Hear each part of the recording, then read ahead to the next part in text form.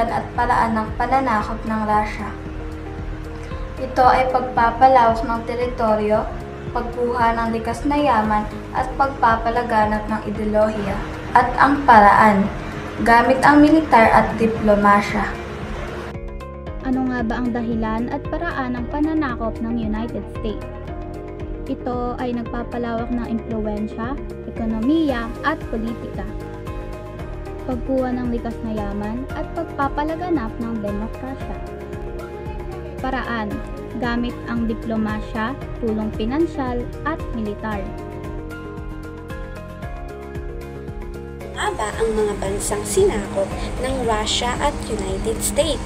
Ang mga bansang sinakop ng Russia ay Ukraine, Belarus, Uzbekistan, Kazakhstan at Estonia. Ang mga bansang sinakop naman ng United States ay Philippines, Japan, Cuba, Puerto Rico at Guam.